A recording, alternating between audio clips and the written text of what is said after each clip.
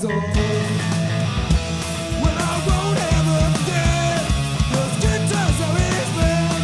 Ever could out on Soccer City.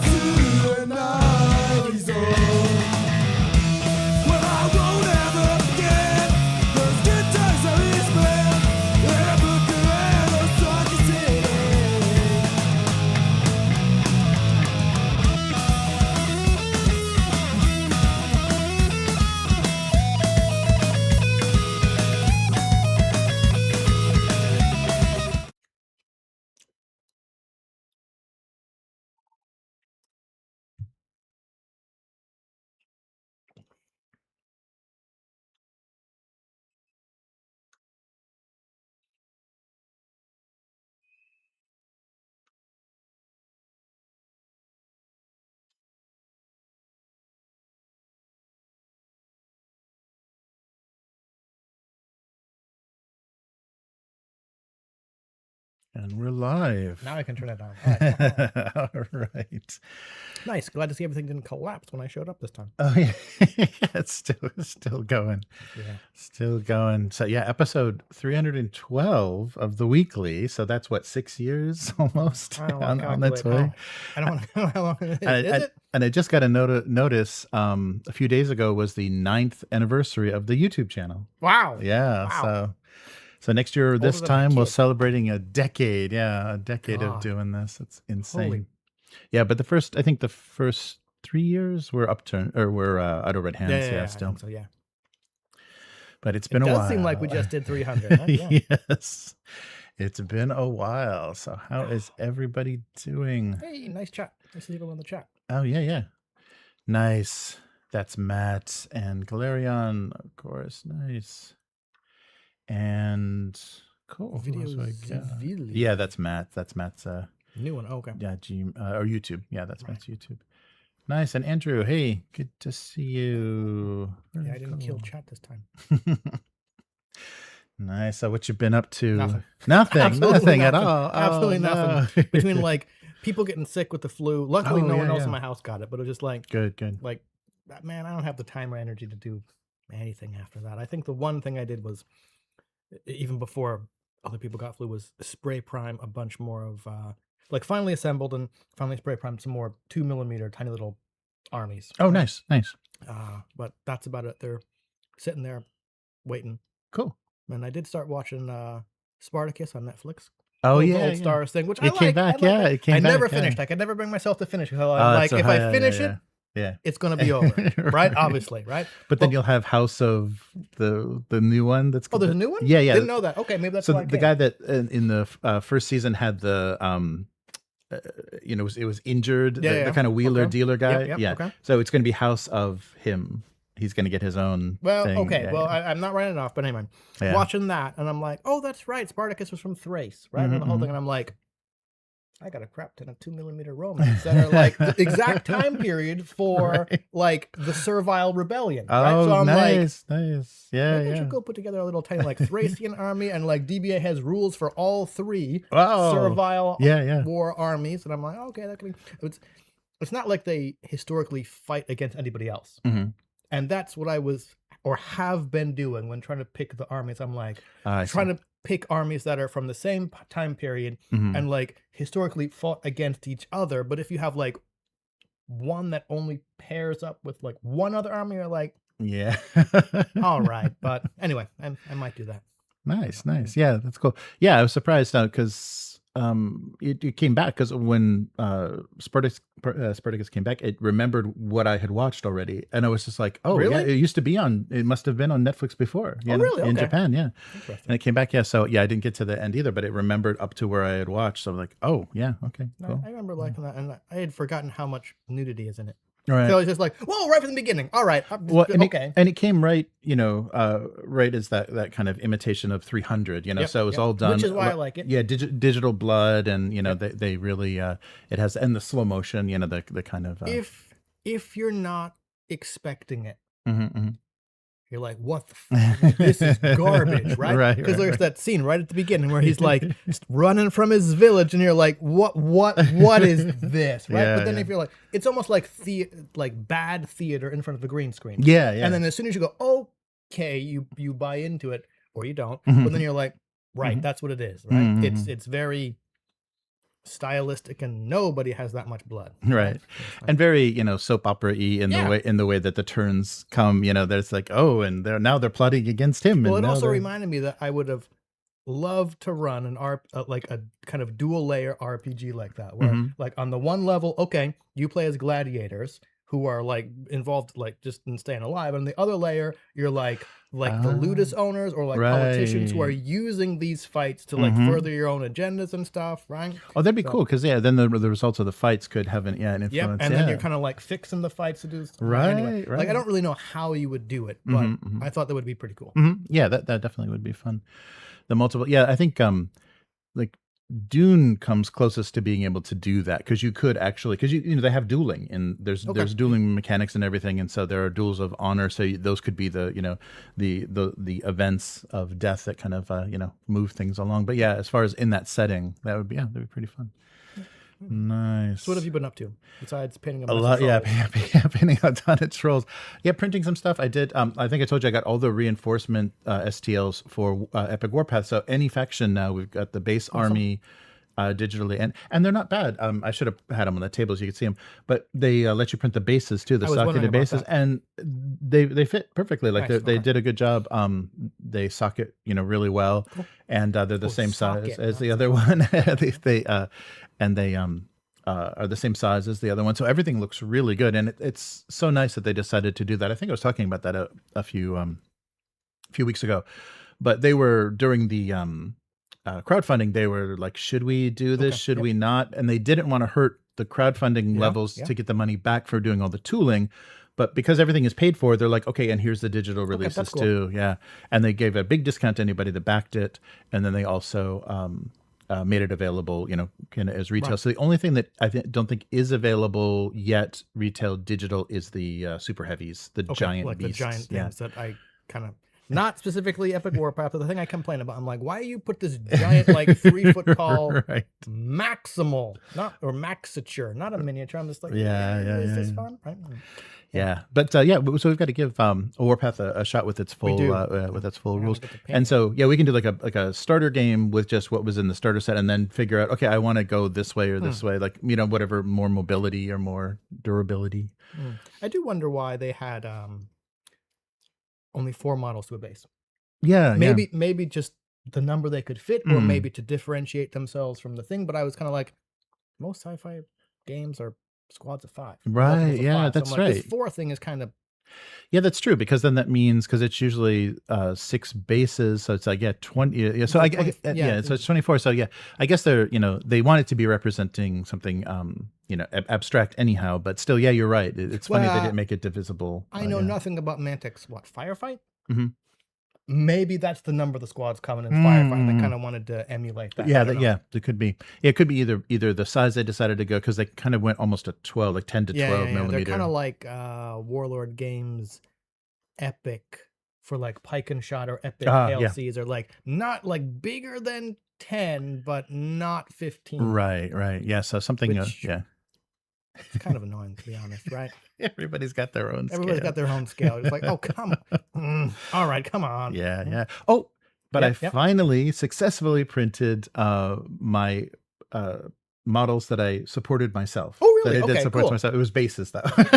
Hey, fine. I wasn't going to go. Better than when I did. I still haven't successfully printed anything with this. Somebody had a digital version of the Infinity bases that have the like the range of fire, the 180 range of fire little markers on the base, so you can get those. They come with the newer models, but I wanted to put them on some of my older models, and so it's got just break out a protractor. Right.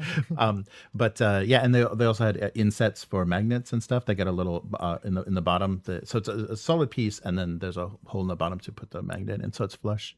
But they came off okay. Cool. I was really worried. Because the last time I tried to do that was with those Mutant Chronicles ones that Modifius did, and those they didn't support them, and they just said, here you go, here's the STLs, and that's what wrecked my first printer. Oh, right. Okay.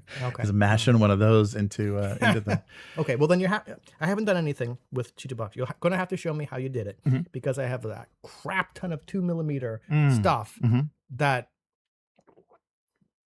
needs to be supported. And if you anything flat, you can't print flat, because it ends up being warped. Tell me something I don't know from experience getting now. Really crazy warped. So everything has to be done. But the tools, I mean, even with the free version, the tools for snapping everything to 45, getting it off, and then pre-supporting it with the raft and everything, it's not bad. It was maybe a little too much. Like if I knew more about it, maybe I could have taken off some of the supports, because they were a little bit too much on some sides. A lot of work to get them undone. But good stuff. Cool. But should we get started for this week? Set. All right. So good to see everybody in the chat. Let's get going. Welcome to the weekly I'm Jeremy. I'm Chris. And this week on the weekly, Konflikt 47 gets a starter set. Okay. Down Among the Dead, an expansion for Pirate Borg. Okay. Hand of the White Wizard, some more expansion for One Ring. And Lord of the Rings 5e.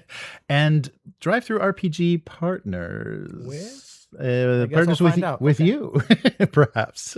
With anyone. Hopefully it's not mostly with China. That's what I'm worried about. But we'll talk about that at the end. There's a few interesting releases coming out. So Warlord Games will be releasing an introductory set for Konflikt 47. They've got all these great writers, the Games Workshop guys that have been working on this. I want to see some of the background and the setting and what's going on, but it's just been models. People are painting like crazy. I've seen a ton of these models, people building their armies. I thought on the Warlord, it's been a while since I visited. I thought on the Warlord game they had kind of like introductory articles or like lore stuff. Oh, good. Okay, I'll have to check out. I have to check out on the website. But they should be releasing like stories and stuff, to really get the setting. So this will be a. Sorry. It's okay. Yep, fine. Okay. Oh, milk. Yep. The Origins Award nominated Konflikt 47 is getting this starter set, or they're calling it an introductory set. It's the alternate World War II that never ended, basically. So new weapons of war unleashed by the nations involved. So this new set will give you 2 forces with plastic miniatures. And that means you're going to get 12 U.S. Fireflies and 6 Axis Stahltruppen. And so it's like 12 against 6, basically. But they've got armored, but they're armored soldiers. So you got jump troops and you've got armored Germans. So they also are going to give you some plastic scenery, a double-sided battlefield map, a 68-page field manual, the rule book, dice, a punch board, and a cardboard insert in the box that will actually also serve as a bunker. It's like printed, so you can use it. I think Games Workshop did that trick with one of their starter sets where you slid the box outside and you flipped it over. It's like, oh, look, it's all printed to be a piece of terrain.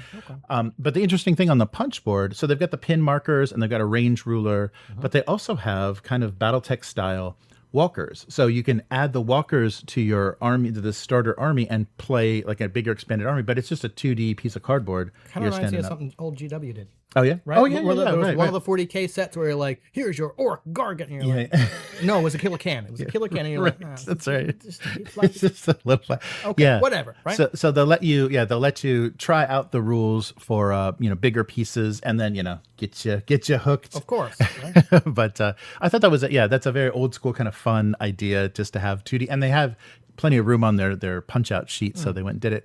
The nice thing about this, though, and probably a good reason, because these dice are so overpriced, so expensive, but you draw order dice because this is the Warlord system. I'm totally blanking on the name of it. Something like Undaunted or something. Just where you pull. So for activation, you're pulling dice of a different color of the sides. The I almost had it. But they use it for their World War II and everything. And even the Gates of Antares use that same system. Yeah, I think even the fantasy, their Eberion.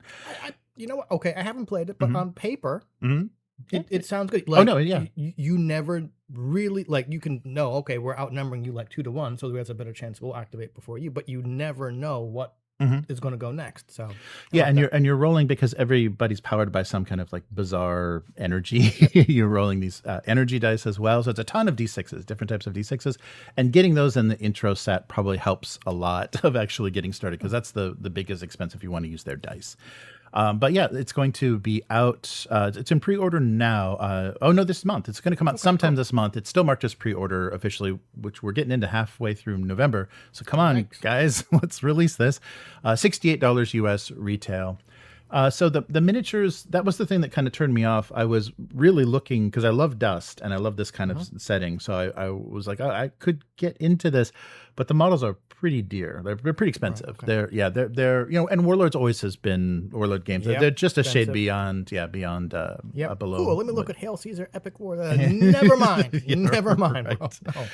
Right. So but this may be a good way to get started. And depending if somebody's going to play the U.S. and somebody's going to play Germany, then you're all set. But otherwise, I'm always hesitant. We're going to talk about another starter set because sometimes with miniature games, they don't give you a good starting point. They give you a good demo game. Right. Like they give you the stuff for a good demo game, but the units that you get in a starter set, it's like, oh, I'm never going to put these in a list. Like they're not like these good troops. They're just a basic troop that, and depending on the system and the list building, sometimes they're a necessary include, but a lot of times they're like, these are just, fodder. I'm not putting them in. But yeah, it was nice that they give some terrain, play mat and tokens and stuff. So yeah, it seems like an okay start. And probably that's the price of just the miniatures, Probably. Yeah, if you were going to get those 2 units separately. But speaking of starter sets, well, first an expansion and then another starter set. Pirate Borg is getting an expansion. I can't remember if they crowdfunded this. This name sounds familiar, so this may have been crowdfunded and this may be the release. But Free League is releasing Pirate Borg Down Among the Dead. So a beautifully packaged expansion. So 148 rules in a hardcover book with glow-in-the-dark 5-color Pantone spot ink on the cover. So it's kind of dead and piratey, and 2 book ribbons and nice. So I think that sounds like a very crowdfunded book. Right. Okay. Yep. So I have a feeling this is from a crowdfunding retail. So this is going to include 3 full-length adventures, 90 plus tables for treasure, coral reefs, islands, a flag generator, and other player and GM resources. So this comes to retail March 10th. So maybe they're trying to get everybody their books, from the crowdfunding. I think Free League is still sticking with Kickstarter. It's going to retail for $39.99, and it would pair. Yeah, it's a decent price for retail, and you may even find it cheaper with the other online retailers, and it'll pair perfectly with the Pirate Borg starter set, which is due out around the same time, announced a little bit earlier. So this, I was like, why would you need this? This is like it's a Borg and it's a book, and why do you need a starter set? But I was really surprised. All right. This is a deluxe starter set. So Limithron is releasing, as well as this expansion, a Pirate Borg starter set, also due to release March 10th of next year. So everything required to pick up and play the game, it'll come with a saddle-stitched 60-page player's guidebook. Hopefully, I think Pirate Borg's a little better with the layout and legibility than Mork Borg. I mean, like the whole point of Mork Borg was to be like black metal unreadable, wasn't it? Right. And then a 60-page deluxe adventure. So this isn't just going to be a quick start or a little starter adventure trapped in the tropics. It'll be an adventure that can last multiple game sessions and comes with tips for a GM to run it. The set also includes, and this is where the starter set thing is like, wow, this is a lot. It will include 12 resin dice, 58 tokens, 22 reference cards, 10 map posters, 25 character sheets, 6 character worksheets, and 2 dry erase markers. So that means the maps and everything probably have a good coat on them, so you can write on them. I would hope so. Otherwise, that doesn't come off. Right?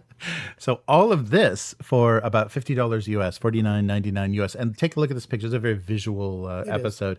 Look at all that stuff. So it's still going to be the scale. Like the box looks like it's going to be the scale of the Pirate Borg, but has a lot of stuff. And that was the latest starter set for 5e, where they're trying to do the Keep on the Borderlands, kind of the Heroes of the Borderlands.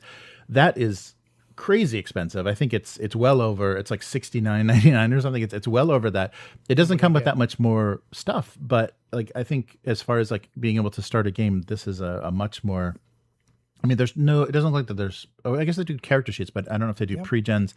But a full-sized multi-session adventure and just a lot of stuff. That's great. And I wonder if they realized everybody that was going to jump into Pirate Borg has, and so they need a more introductory product, to kind of, because every time someone says great art or a fun new RPG to play, everybody brings up Pirate Borg on any message board. Okay. So it's still got a really big following. I don't think it had the super saturation where there's like 1 million people doing stuff on itch.io, like supporting. It didn't have that kind of crazy overload. Okay. Mm-hmm. And this is all with a grain of salt because I am kind of borged out, right? Mm-hmm. But isn't Pirate Borg just basically like an offshoot of Mork Borg? Mm-hmm. But, I have to think stuff for Mork Borg would, like, similar to the way the OSR is. I have to think that stuff that's compatible with Mork Borg would be compatible with Pirate Borg, right? Yeah. I think the motivations and stuff would be different, more more piratey, less and ending the world. But we'll see. Maybe I don't know. Yeah. But so interesting that they went all in on this starter set, kind of different, because I can't imagine them doing just a straight Morkborg starter set. It seems like the book is everything. A video game, I thought. Oh, really? I thought so. Oh, wow. So the so this is interesting, and I think they know that there's a little bit different appeal, maybe a little younger or wider appeal, maybe just the pirate Just theme. broader. Yeah.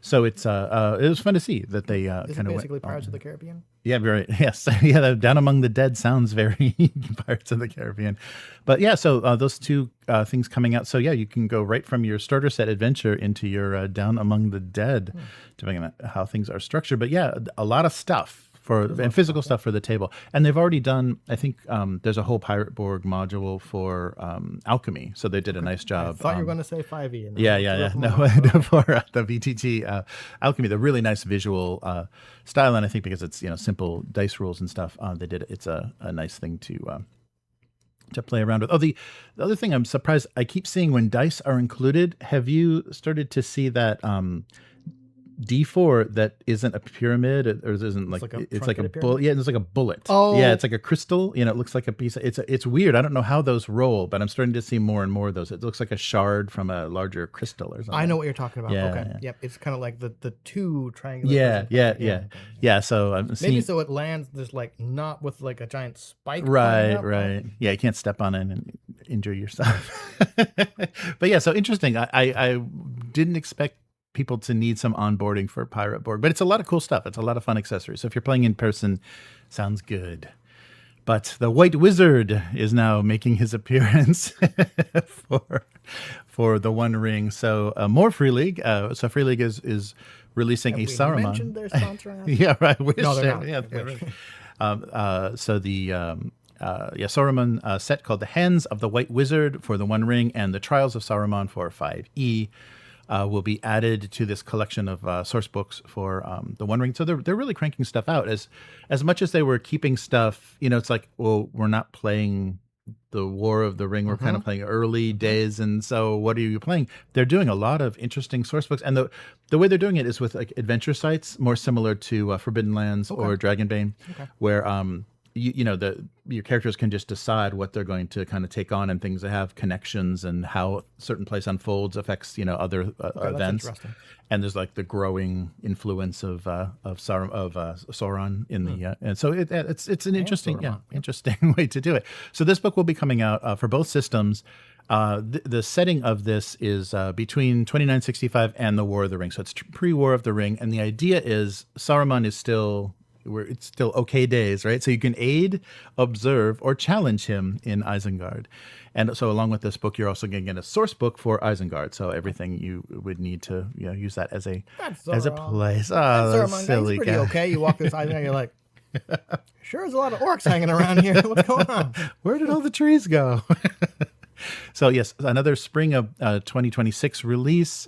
So yeah, I'm sure you can pre-order this. Currently, a second book along with this Hand of the White Wizard that's coming out is the Hobbit Tales. So the One Ring Hobbit Tales. So don't get too excited if you did back the original One Ring release. This is just the 5 adventures that were included in that first starter set, because there is now a second starter set. So anybody that bought the second starter set that wants to play the Hobbit adventures, this is a book that's collecting all of those. So the One Ring Hobbit Tales will let you explore the Shire through four farthings and 5 exciting ready-to-play adventures, fully playable with these Hobbit descendants. So yeah, I think there's a pre-gen Hobbits in there. So this was all previously published in the first starter set, and but also gives you. And so this is like for the 5e version, it's going to be called the Shire Adventures Compendium, which I think was already released because there was no starter set for 5e. But the lore of Isengard will be included in the Sauron version, or the Saruman version, which will give you allies, foes, and mysteries within Orthanc, the Valley of Non-Cornine, and a turning point in the Third Age, so you can shape one of Tolkien's most pivotal stories with your Hobbit The characters. story is written. Yes. So yeah, all of this coming out. So still, we're talking about things that are in the future. All of this coming out spring of next year. Right? Yeah. So just hold your breath. So this is not Christmas shopping. This is Valentine's Day or Easter as early as possible. All right, and now finally, things could be going bad. I don't know. I don't know what this means, and I don't know. And I'm just trying to imagine how this is going to be abused, because they have good intentions, and I think they're trying to help people out. But yeah, it's going to get messed up, because already there's so much AI art on DriveThru. People were offering. When people offer character art or token art and stuff, it was actually hand-drawn stuff. Now it's just a bunch of generated garbage. So that's flooding DriveThru. But the tabletop creators now with DriveThru can sell dice, books of their own printing, cards, DM screens, anything, physical goods is essentially through DriveThruRPG. So the digital storefront DriveThruRPG is expanding to offer physical products in their partner shipping program.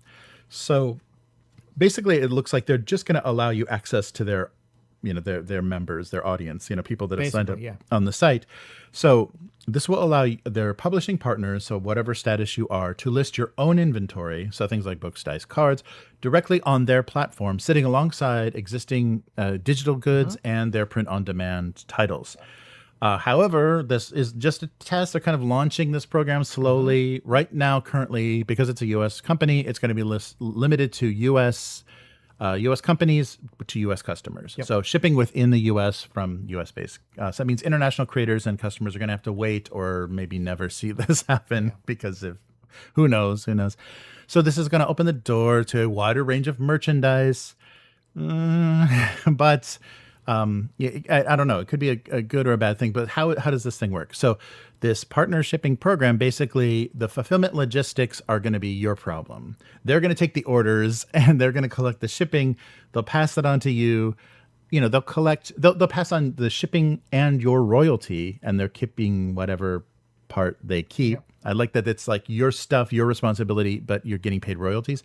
So the order is passed to the partner, or if you have a fulfillment, company that you're using, it'll be passed on to them. So the shipping fee charged to the customer will also be to cover your cost for shipping. You'll get your standard royalty rate for these sales. And I was like, okay. So in other words, I'm selling stuff that I'm warehousing on my dime, and DriveThruRPG World is what, like 50%? Is it at best? Probably, I guess. Last time I checked. So like, you're gonna take a substantial cut of that sale, despite the fact you didn't warehouse my stuff. Yeah. And you have nothing to do with it. And if you have any problems shipping to customers, we may have to penalize your account. I'm sure if you get enough negative feedback from not shipping orders.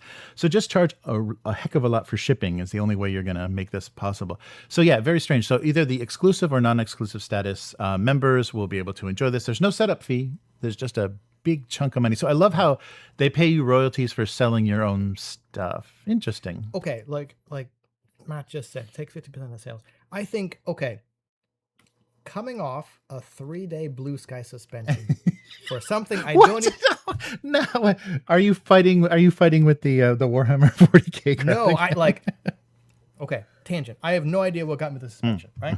And they're like, their terms of service says, we can't tell you what it was. Well, then how the fuck do you expect me to change my behavior, right? No. Anyway, the point was, I thought, okay, I might be done with that social media. But then I said, okay, if I ever wanted to kind of get back into like producing games or stuff again, like that is your market. Yes. Right? If being off social media, like you might as well just not sell anything because you're not going to get eyes on your stuff. Yeah.